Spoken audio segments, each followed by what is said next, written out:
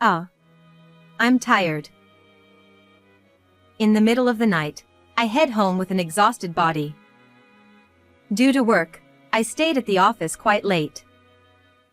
Feeling sorry for my husband Felix and my father-in-law Oliver, who I live with, I hurried home. Suddenly, I stopped in front of my house.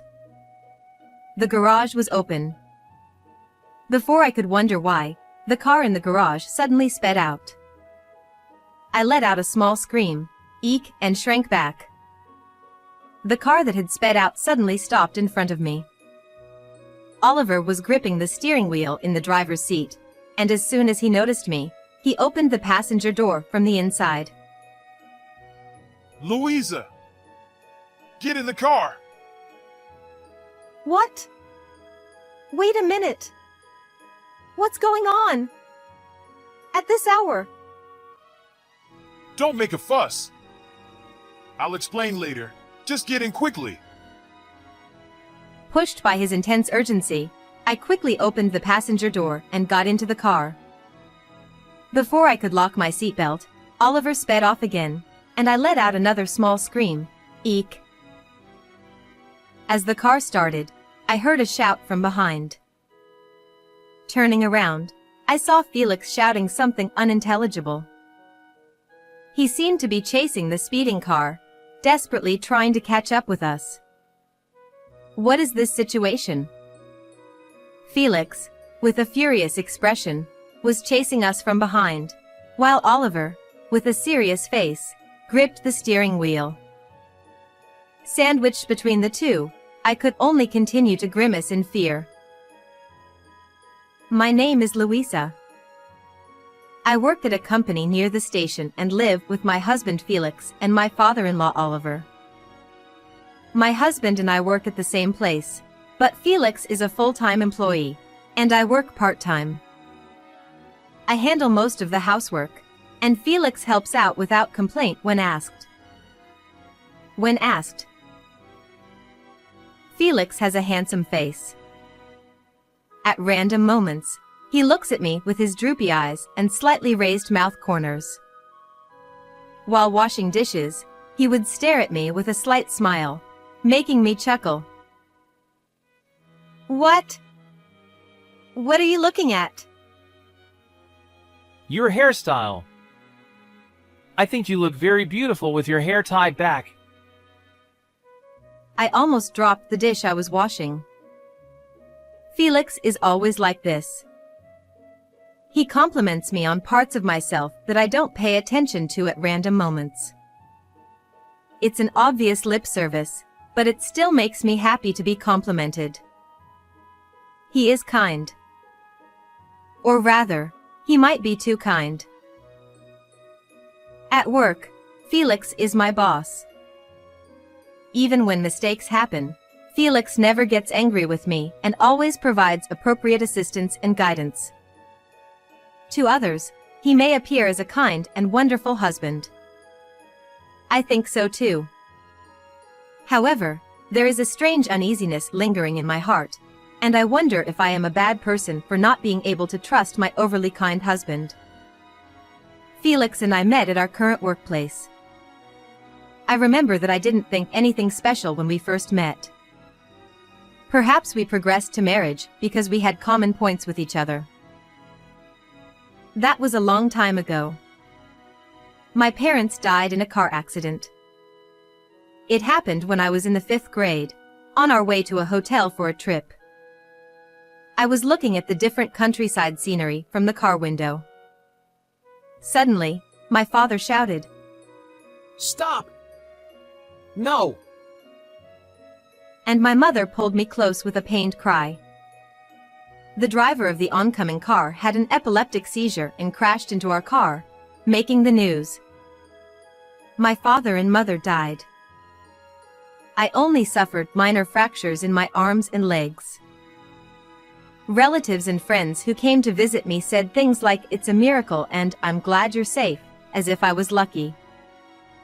Looking at my bandaged limbs, I questioned if this was really a miracle and if it was really good. My mother's relative, with tears in her eyes, said, Your mother died in a position protecting you. You have to live for her too. No, this is a dream. It's all fake. Yes, I understand. You're confused now.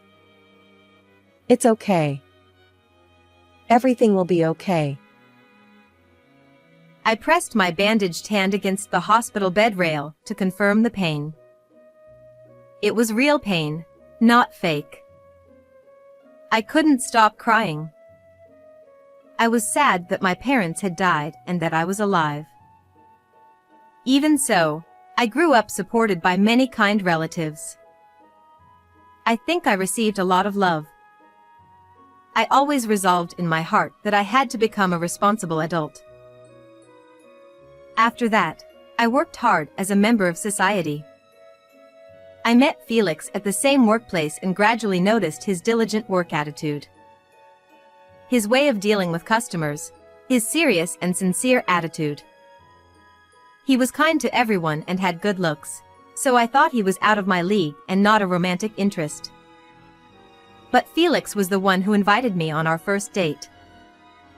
And the second and third dates were also initiated by him. At the end of our third date, I couldn't suppress my feelings for him. When I asked him to go out with me, Felix, with a slightly clouded expression, told me about his past.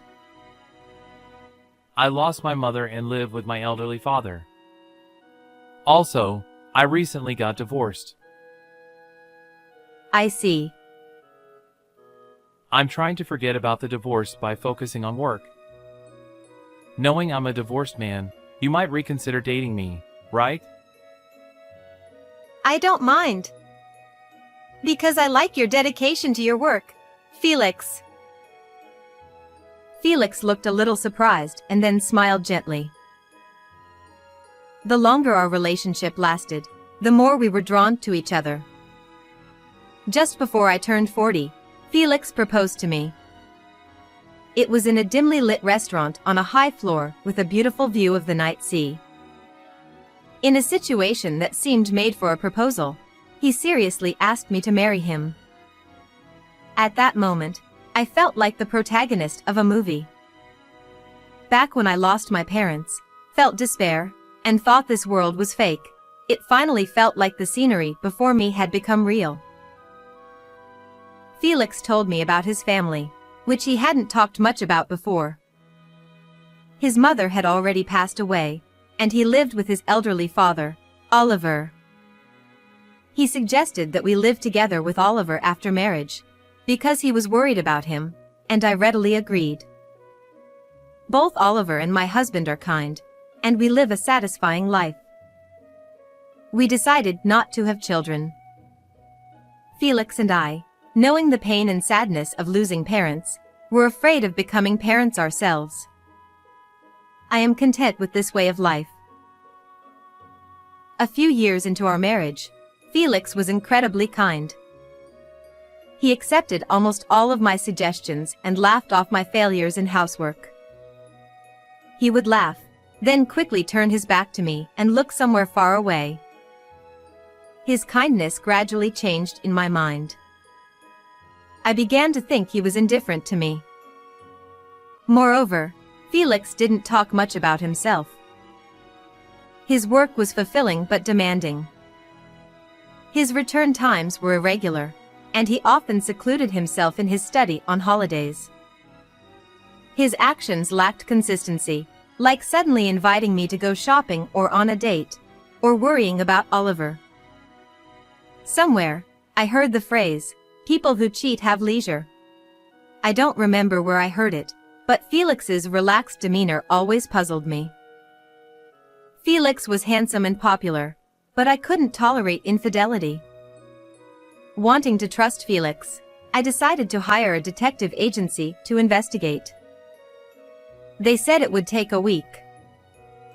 The investigation was surprisingly expensive, but if it proved Felix's innocence, I could truly believe he was a kind person. When I returned home from the detective agency, I found Oliver sitting in a chair, clutching his chest. "Oliver, I rushed over, rubbed his back, and handed him his medicine and water. Oliver had a heart condition and was prescribed several medications. Due to his age, he also took many medications for managing blood pressure and cholesterol. Although I wasn't told the details, the medications seemed to be more for controlling the progression of his illness rather than curing it. Thank you. I should feel better in a bit. Oliver said. Although Oliver usually lived like a healthy person, sudden attacks were troublesome. These included chest pain, breathing difficulties, and muscle spasms, which mostly subsided if he lay down in bed, but could become disastrous if the situation worsened. Recently, Oliver's health had deteriorated. I stayed close to him, watching over him. I wanted to consult Felix, but he didn't come home even late at night, and his responses to my messages were always, I'm busy. Sorry. Since we worked at the same place, I thought I knew how busy Felix was, but he was the one who suggested taking care of Oliver, yet he was being a bit harsh. I pouted as I organized Oliver's many medications into a case. It felt off. A week later, I was in the narrow office of the detective agency. Sitting on a well-worn sofa, I listened to the findings of the investigation. In conclusion, Felix was having an affair. I was told he was in a relationship with a woman named Ida. Ida, a name I had never heard before. As I looked at the name of this unknown woman and the photo of her profile, which seemed to have been taken secretly, I felt depressed. Divorce. I muttered as if it were someone else's problem. Losing my parents and getting used to loneliness, I had grasped a fleeting happiness. I smiled faintly. Returning home, I put the documents from the detective agency on an unused shelf. I put a kettle of water on the stove and started preparing my favorite herbal tea.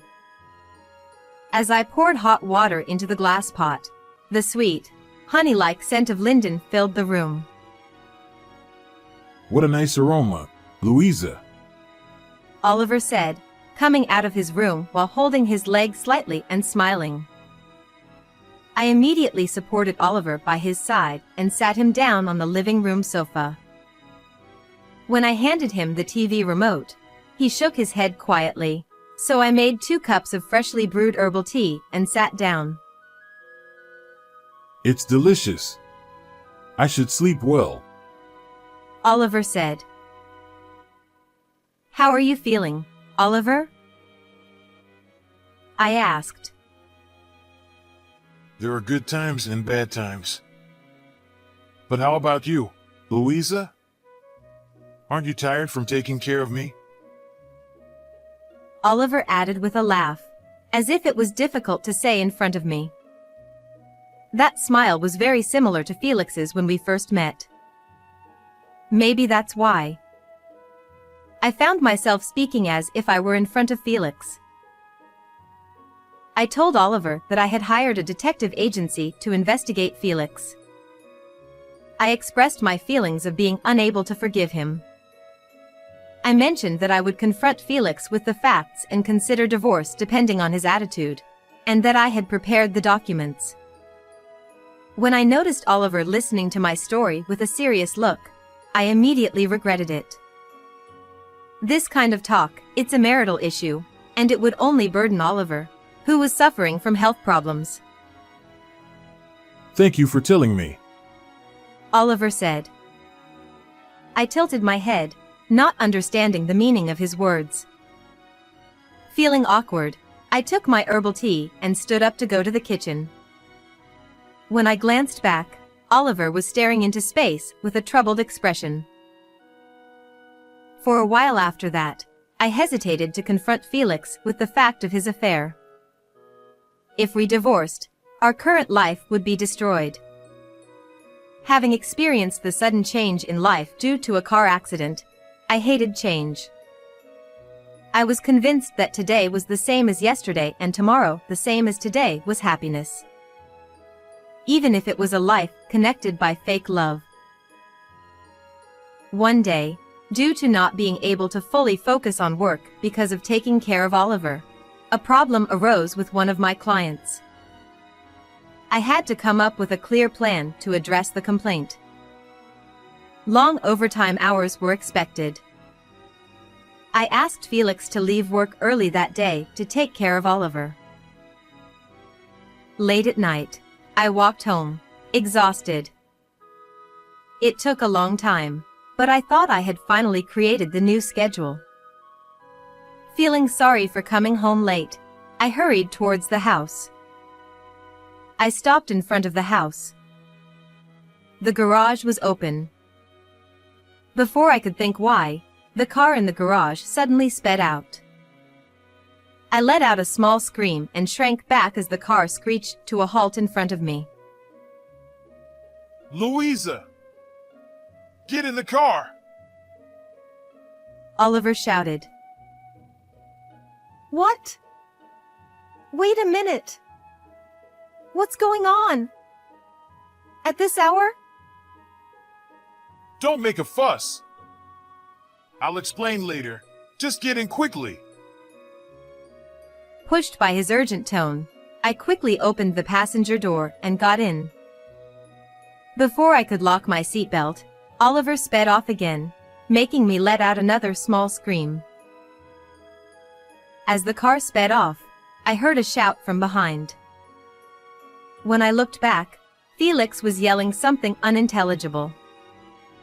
He seemed to be chasing the speeding car, desperately trying to catch up, but soon disappeared as the car turned a corner. With that volume, his voice must have echoed throughout the neighborhood at this late hour. I sank deeply into the seat and sighed. It was the first time I had seen Felix, usually so calm and composed, so agitated. Oliver, in the driver's seat, said nothing. It was probably something serious. I didn't know what had happened, but I decided to wait for Oliver to speak. For a while, we just drove on the public road. It didn't seem like we had a specific destination, just driving aimlessly. Finally, we stopped at a convenience store with a large parking lot. Oliver rested his forehead on the steering wheel and took a deep breath. Oliver! What happened? Felix seemed very angry. I'm sorry for the confusion. Well, where should I start? Oliver tapped his forehead on the steering wheel a few times, seemingly organizing his thoughts. Trying to be considerate, I said, "I'll get us some drinks," and bought drinks from the convenience store, handing one to Oliver. Sorry, Louisa. This is going to be a bit of a long story. Will you listen? With that preface, Oliver began his story. Oliver said, Yes, that's right. I need to start by talking about my wife, Felix's mother, Eliza. It was surprising that the root of this commotion was related to my deceased mother-in-law, and I tilted my head in confusion. Felix's mother, Eliza, was said to be a very amorous person. In her youth, she apparently dated multiple men simultaneously. You might think I should have divorced such a person, Louisa. But we already had young Felix. Considering that, I couldn't decide on a divorce. Oliver said. I thought I could understand a little. The reason I couldn't immediately demand a divorce after discovering Felix's affair was the fear of losing family. Marriage is not just a connection with the partner. I might lose Oliver, who has been kind to me, and his friends. Thinking that way, I couldn't take a step forward. But Eliza was never an irresponsible woman. That might have been her only virtue. Oliver continued. He said that Eliza made time for all the men she was dating and faced them earnestly. She never pushed household chores or childcare onto Oliver, She fulfilled her duties as a mother and wife with Oliver's cooperation, and used the free time that ordinary women might spend on hobbies to be with other men.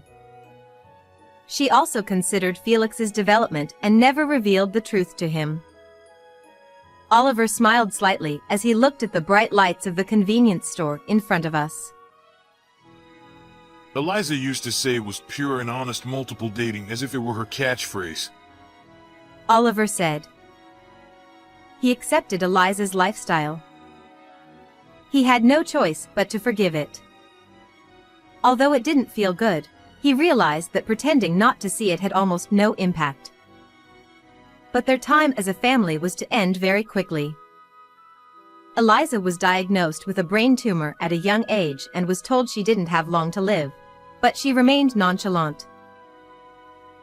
Before her condition worsened, Eliza told each of her lovers about her illness and said goodbye. And in the end, Oliver let go of the steering wheel and gently looked at his palm. In the end, she passed away in the hospital ward, holding Oliver's hand. but I couldn't just be depressed. For Eliza's sake, I worked hard to raise Felix properly. Oliver said. However, bad signs began to appear when Felix was in high school. Felix grew up to be an extreme womanizer. Unlike Eliza, he inherited only her amorous nature in the worst way. He would charm women with gentlemanly behavior and then irresponsibly discard them when he got bored. Oliver tried to stop this by having careful conversations with Felix. But Felix's bad habits with women never changed, and he eventually got married to me. At first, I was against marriage. It was obvious that you would be unhappy, Louisa, but Felix. Oliver proposed living together as a condition for marriage. For Oliver, who had physical disabilities, it was a very attractive offer. However, most of Oliver's care was left to me, and while Felix appeared kind on the surface, he was always out playing. Despite being busy with work, he still made time to cheat, which was practically a disease.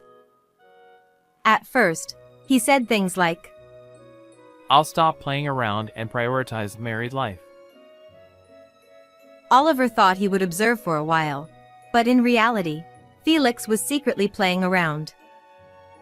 In the end, a person's nature doesn't change easily.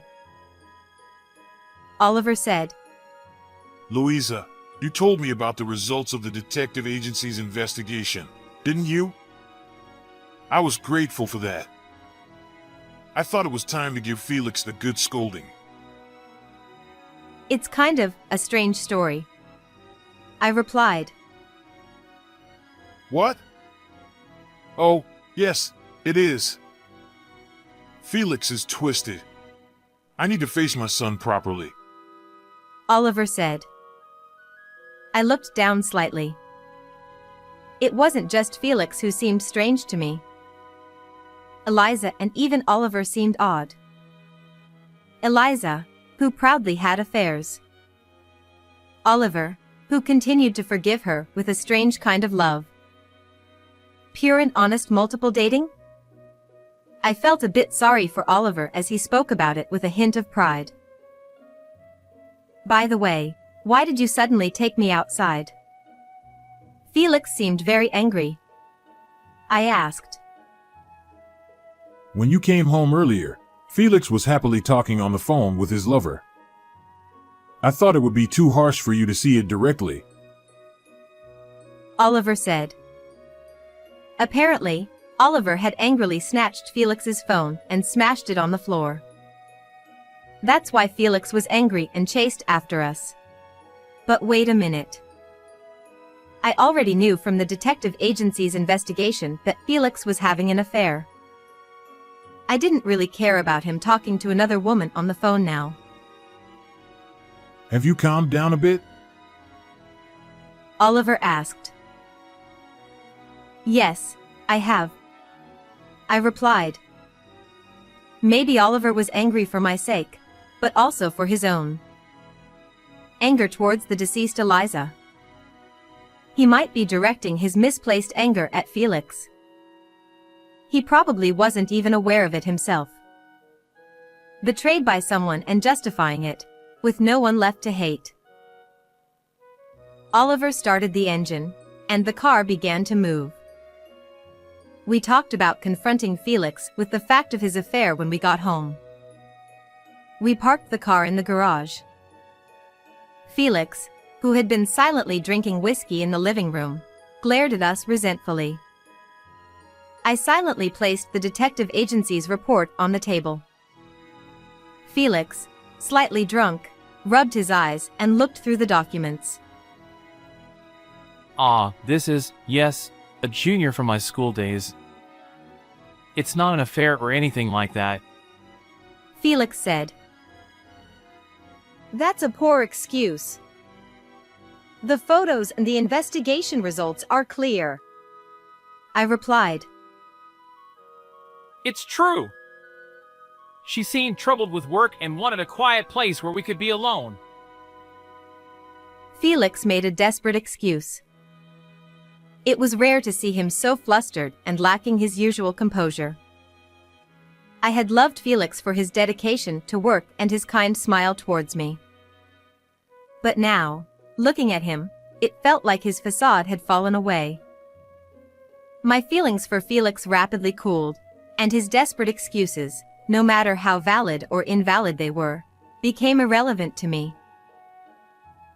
Oliver said, Enough, Felix.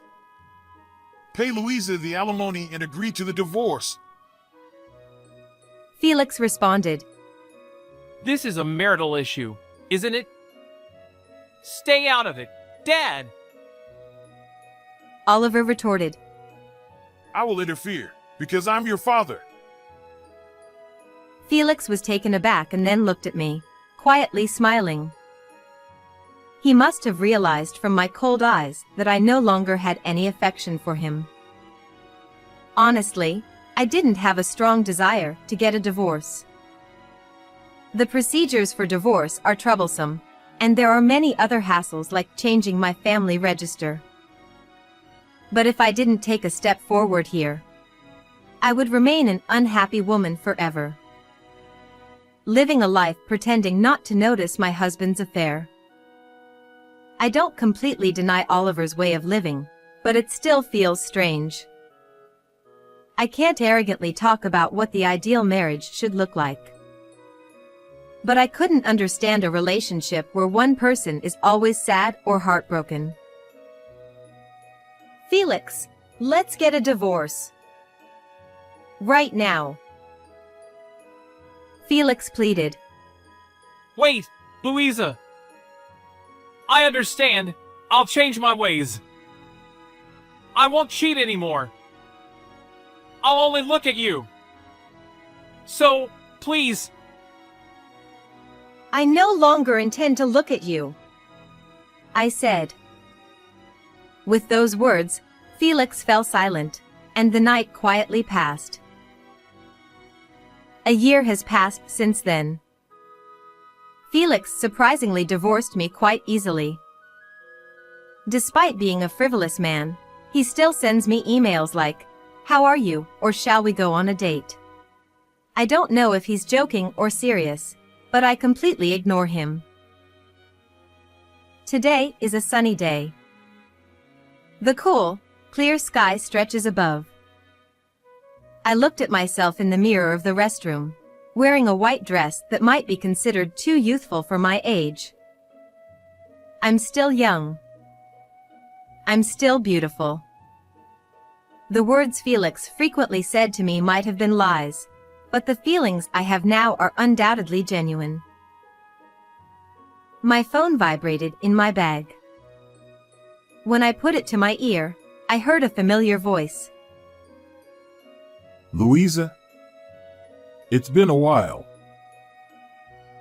It was Oliver on the phone, telling me about Felix's situation without me even asking. After the divorce, Felix suddenly became quiet and refrained from dating women. He hasn't found a new marriage partner yet and has been seriously taking care of Oliver and focusing on finding a new partner. Everything is moving in a good direction. Thank you for listening, Louisa. Oliver said. No, thank you. I'm sorry, but I have someone waiting for me, so I have to go. I hung up the phone and looked at myself in the mirror. I couldn't stay at the same workplace as my ex-spouse, so I found a new job at another company. To live alone, I needed to become a full-time employee, and this recent turmoil made me reflect on many things. Maybe I was afraid of love. The fear of suddenly losing someone important. I lost my parents in an accident, and from that day, my entire life changed. Love might be the same. Even if you love someone, you will inevitably part ways someday. Even if it's not your fault, you might be suddenly told goodbye. Perhaps, during a date, if they say, "I'm going to the bathroom," and never come back, they might get caught in an unfortunate accident. No matter how long you stay together, people will always part with their loved ones. No one can live forever. Knowing that pain, suffering, and sadness from a young age, I might have been somewhat indifferent to love. I'm scared of truly falling in love. Maybe Felix sensed that feeling in me. I have no intention of condoning Felix's infidelity. But if I had truly loved him from the bottom of my heart, if I had desperately clung to him, trying to get his attention, even though he was always kind but somewhat indifferent. It's pointless to even imagine that. I look at myself in the mirror. Have I changed at all since that time a year ago? I lightly touch up my makeup and leave the restroom. In front of the elevator in the crowded shopping mall, there are a few families and couples standing. In that waiting area, a tall man smiles at me, and it feels like only his surroundings brighten up. I smile back at his smile. Casually, I hold his hand. He seemed a little surprised, but he held my hand without letting go. That made me so happy that I couldn't help but smile. Now, to truly find happiness, I take a step forward. How did you like this story? Please don't forget to subscribe to the channel. See you in the next video.